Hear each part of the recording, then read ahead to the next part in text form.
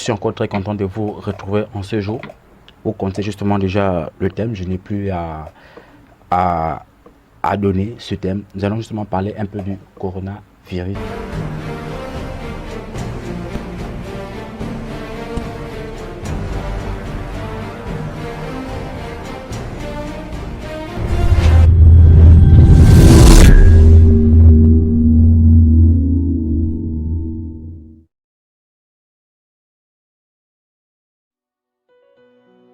Alors, nous allons parler d'abord selon la loi que le Seigneur donne par sa parole, parce que le Seigneur ne fait jamais rien sans avertir à ses serviteurs, il ne fait jamais quelque chose sans avertir à ses prophètes. Alors, je voudrais surtout certainement ce jour essayer de comprendre un peu sur ce que l'Éternel a parlé à Israël à ce temps et qui aujourd'hui parle encore. Vous savez, la Bible dit quoi? C'est que Dieu fait hier, il peut le faire aujourd'hui. Quand il dit l'Apocalypse, il dit il est l'alpha et l'oméga. Dans Deutéronome chapitre 28, à partir du verset 58, la Bible déclare tout simplement que si tu n'observes pas et ne mets pas en pratique toutes les paroles de cette loi écrite, donc de cette loi écrite, lorsqu'on parle de la loi, on voit Josué chapitre 1 à partir de 28, il dit que ce livre de la loi ne s'éloigne point de ta bouche, méditer jour et nuit. Donc observe ces choses et médite ce livre de la loi jour et nuit. La Bible dit, selon la loi, je vais d'abord parler où il parle de la loi.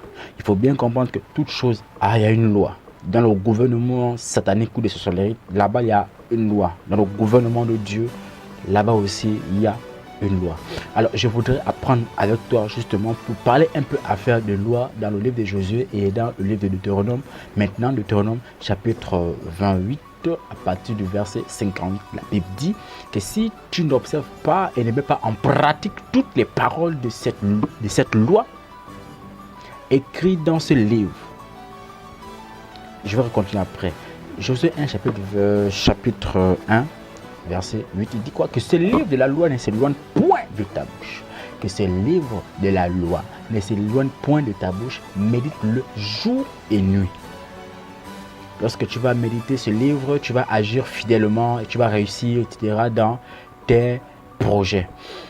Et il est très bien et clair ici, il dit quoi? Dans Deutéronome, toujours 28, à partir du verset 58, il continue en disant que si tu ne crains pas le nom glorieux et redoutable de l'Éternel, ton Dieu, il dit à partir du verset 59, il dit, l'Éternel te frappera miraculeusement, toi et ta prospérité, par des plaies grandes et de longue durée, par les maladies graves.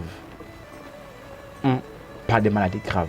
Et à partir du verset 60, il dit, et il amènera sur toi toutes les maladies d'Égypte, devant lesquelles tu tremblais et qu'elles s'attacheront à toi. Toi, nation, toi, église, shalom encore. Vous comprenez comment l'Éternel parle actuellement de la loi, surtout des châtiments. Si tu n'observes pas et ne mets pas en pratique, toutes les paroles qui sont écrites dans la Bible, l'Éternel te frappera. Si tu ne pratiques pas toi-même ou bien moi qui parle en ce moment, si je ne pratique pas la prédication qui sort de ma bouche, c'est que l'Éternel me frappera. Il dit de pratiquer la parole de Dieu. Le péché a envahi le monde aujourd'hui, que beaucoup de personnes aujourd'hui n'arrivent plus à craindre le nom de l'Éternel. Beaucoup de personnes sont passées dans les abominations totales. Beaucoup de personnes ont certainement s'est détourné de la voie de Dieu et beaucoup de personnes ont perdu la vision de Dieu. Ils se sont attachés sur les choses de ce monde.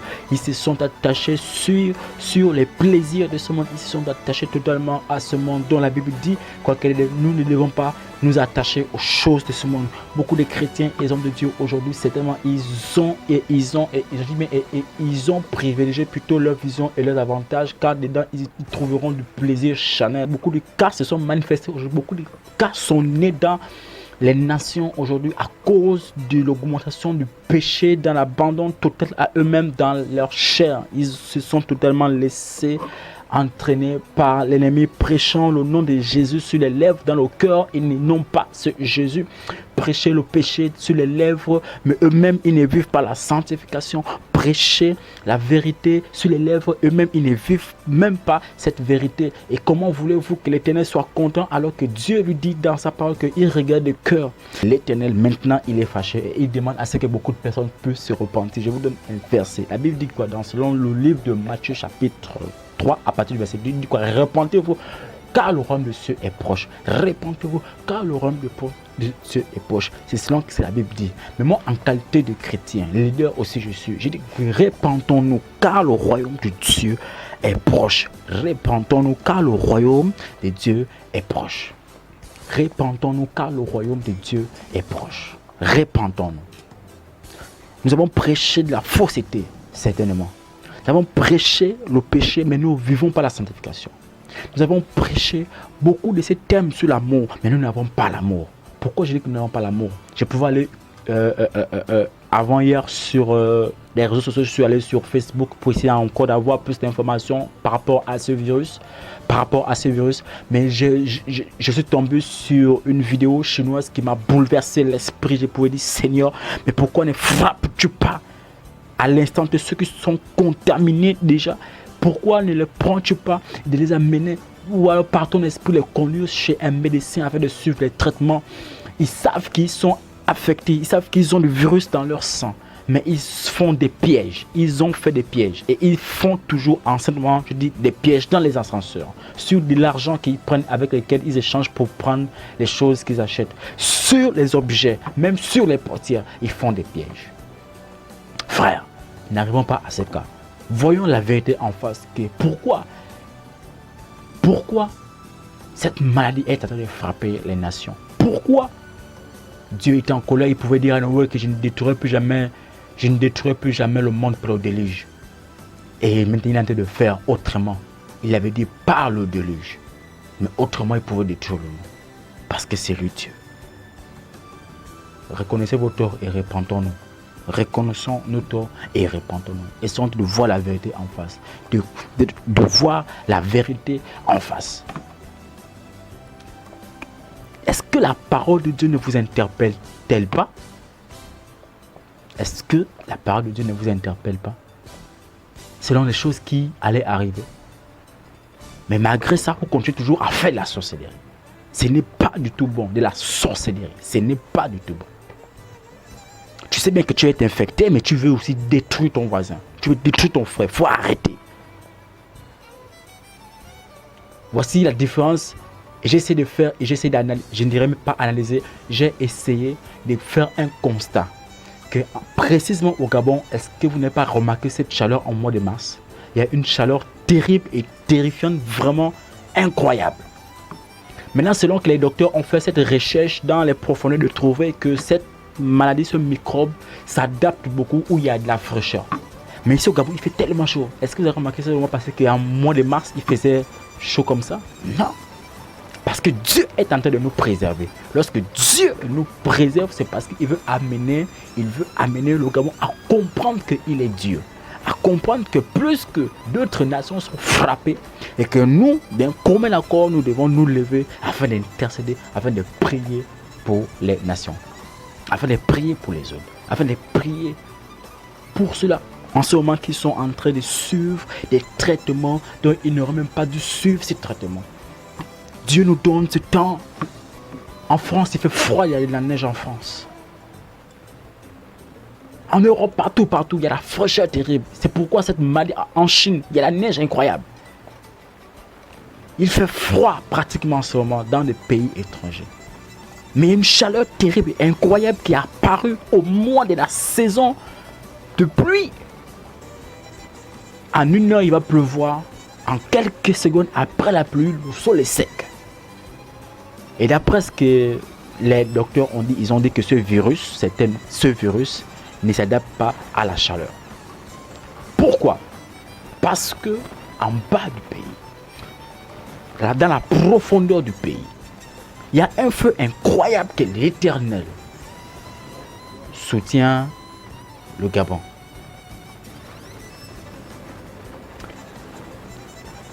Une muraille de feu est activée sous le temps spirituel du Gabon. Il y a une muraille qui est activé une muraille de feu qui est activée. Frère, mets-toi dans l'intercession. Deutéronome chapitre 28, on est toujours dans le Deutéronome, à partir du verset 61, la Bible dit quoi? La Bible dit quoi? Et même l'Éternel fera venir sur toi jusqu'à ce que tu sois détruit toutes sortes de maladies et de plaies qui ne sont point mentionnées dans le livre des signes. Maebro Sata Kayaba.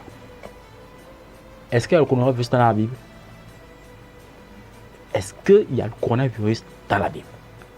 Il dit quoi? Il dit, et même l'Éternel fera venir sur toi jusqu'à ce que tu sois détruit. Toutes sortes de maladies et de plaies qui ne sont point mentionnées dans le livre de cette loi. Rabasata Kayaba. Je commence à m'envoler. Est-ce que tu arrives à comprendre ce que je suis en train de dire? C'est pour dire quoi? Dieu a un mystère. Tout ce que Jésus a passé, ça c'est rien que je dirais la moitié. Parce que tout ce que Jésus a fait, tout n'est pas mentionné dans la Bible. Toute l'Apocalypse n'est pas dans la Bible. Mais toute l'Apocalypse, nous-mêmes là, nous allons vivre ça. Et c'est ce que nous sommes en train de vivre ça aujourd'hui. Tout ce qui est dans l'Apocalypse, nous allons vivre ça. C'est ce que nous sommes en train de vivre aujourd'hui. Répandons-nous, bien-aimés de Seigneur. Essayons de revoir notre vie, notre marche spirituelle. Où va le monde aujourd'hui? Des ministres se marient entre eux-mêmes. Des femmes se marient entre eux-mêmes. Les pères sortent avec leurs fils. Les mères sortent avec leurs fils. Les frères, cousins et cousines. Il y a un désordre total qui se manifeste dans les familles, dans les nations. La pédophilie a complètement envahi le monde jusqu'à la tête du pays. La pédophilie prend déjà le règne. Au point où même les crimes rituels se manifestent déjà. Au point où même les crimes rituels sont déjà introduits. Le sang innocent qui coule en vain pour des crimes même pour des sacrifices même qui ne réussissent même pas. Le sang innocent va couler, va couler, va couler, va couler. À un moment donné, Dieu va se lever de son trône en disant, mais trop, c'est trop, car j'en ai vu du sang innocent couler. Il faut que j'envoie. Ce sont ces maladies qui arrivent aujourd'hui. Frères, essayons de nous réveiller spirituellement. Tout homme de Dieu qui reconnaît avoir fait des choses qui déplaisaient à Dieu se remettre sur ses pas. Je parle surtout aux hommes de Dieu, je parle surtout aux églises, parce que le gouvernement doit tendre son oreille à l'église. Le gouvernement doit tendre son oreille à l'église. L'église ne tend pas son oreille au gouvernement, mais c'est le gouvernement qui tend l'oreille à l'église. Parce que l'église est la puissance. L'église c'est Jésus. L'église c'est l'épouse. Car aucun homme dans une maison ne pourrait laisser qui que ce soit venir s'accaparer de son épouse tant que lui-même il est là. C'est l'épouse. C'est cette église qui nous sommes aujourd'hui frères. Soyons dans la repentance totale. Ma prédication ne se reposait pas sur de vains discours, par les paroles persuasives, non, mais sur la démonstration de la puissance de Dieu. J'ai envie de dire, sur la praticalisation de ce que je prêche. Je dois vivre ce que je prêche. Dit la Bible. Et la Bible dit quoi? Ceux qui resteront élus. Juste toujours dans le Deutéronome chapitre 28 à partir du verset 60, la Bible dit quoi? Après avoir été aussi nombreux que les étoiles du ciel, vous ne resterez qu'un petit nombre, parce que tu n'auras point obéi à la voix de l'Éternel.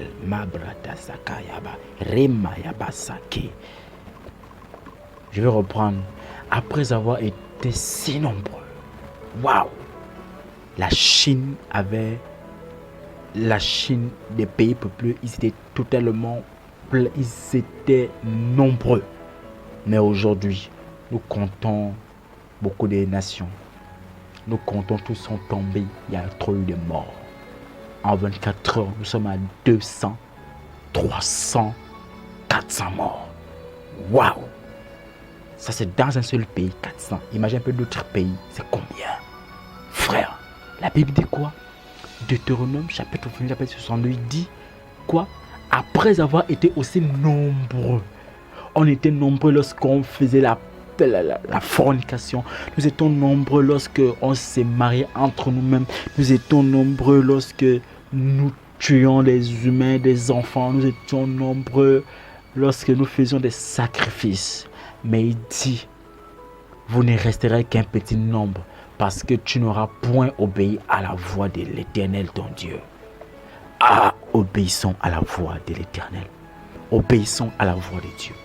Le coronavirus n'est qu'un avertissement que l'Éternel a envie de réveiller beaucoup de nations, a envie de réveiller ton cœur, a envie de te réveiller spirituellement. Arrête de dormir, car ce n'est plus l'heure de dormir, c'est l'heure de se lever. Mais vous savez, l'Éternel est bon dans sa bonté, il est magnifique. Aucune unité de mesure ne peut définir son amour infini parce que c'est lui le Dieu de la Bible. Selon que la Bible déclare, nous sommes dans Exode à partir de verset 15 au verset 26, la Bible dit tout simplement que il dit, si tu écoutes attentivement la voix de l'Éternel ton Dieu, si tu fais ce qui est de droit à ses yeux, si tu prêtes l'oreille à ses commandements et si tu observes toutes ses lois, je ne te frapperai d'aucune des maladies dont j'ai frappé les Égyptiens, car je suis l'Éternel qui te guérit.